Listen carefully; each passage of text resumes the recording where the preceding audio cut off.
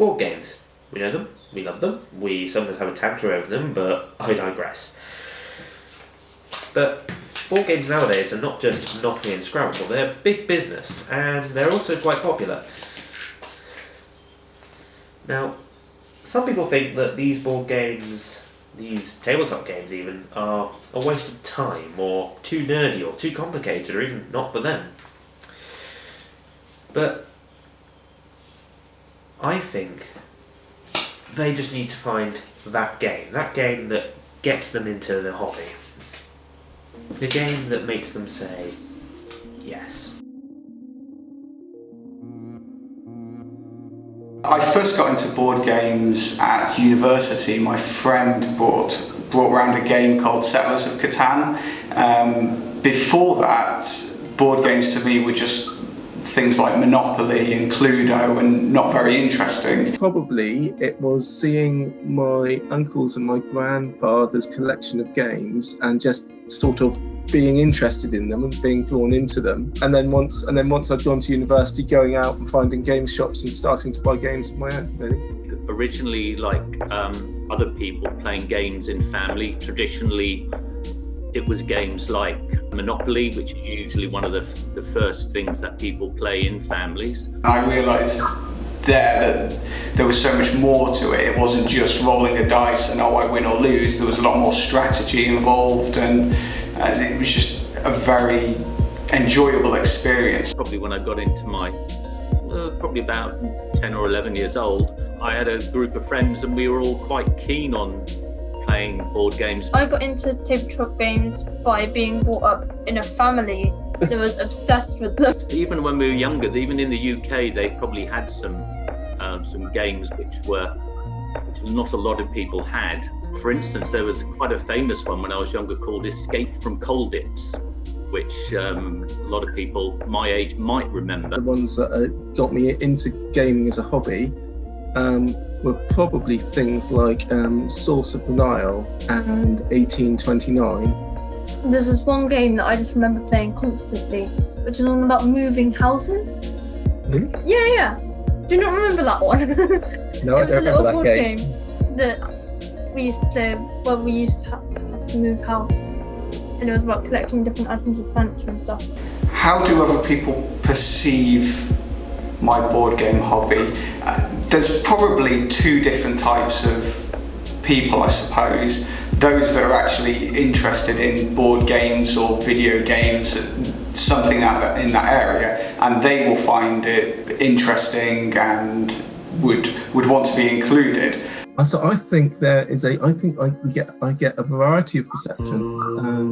So there are people I know who completely get it and are into games too.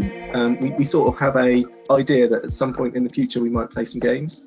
Those people that don't like board games, or a board game to them is a game back to Monopoly, I think they sometimes look at it as boring and not really sure what the point in doing that is. I think the game I've been playing the most is Dominion right now, which I don't actually own.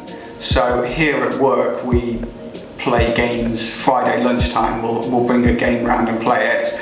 And a colleague has been bringing in a game called Dominion, which I really enjoy. For a long time, all these, what we might call the alternative games or the newer games, because that's where they've been created. I think in the UK, some of these games have slowly come in. Things like Settlers, Carcassonne, Ticket to Ride. You know, that due to their success in these other countries, they've finally come into the UK. Also, I think the internet has actually helped because people could actually see and buy things online. Maybe potentially board game shops. Tabletop games have become bigger recently because the design of the games has changed. The production quality has got much better. Which has added to the popularity of it, like I've said before.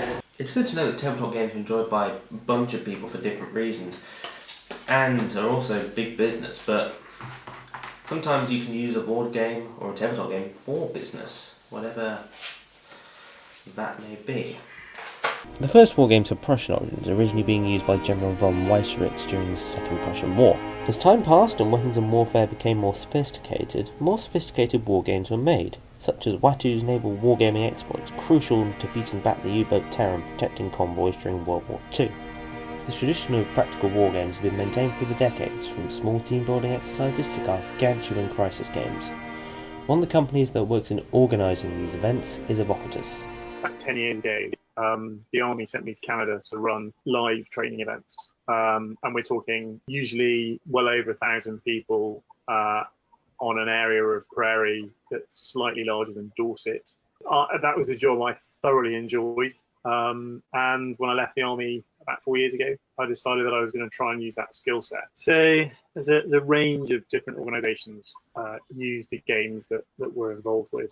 Often it tends to be those big blue chips because they've got money and a real drive for innovation, and getting those two things together can be pretty useful for putting games together. Events that are designed to bring people together and achieve something are increasingly spending less time just talking at them, but team building that's actually about building a team rather than running around with planks and barrels, and developing leadership within those teams. I think games are important for a whole raft of different reasons, which ultimately it ties back into this requirements thing. Different games are important for different reasons. I have a real issue with linear thinking, this way we can approach things where we have a problem, we come up with a solution, and we absolutely assume that our solution will solve the problem. Linear thinking that takes us directly to our solution. The real world isn't like that. The real world is complex. It is so complex that trying to make it more simple will only ever make it complicated. There will always be something that's you haven't thought of. And so by running games, we can encourage people to think strategically.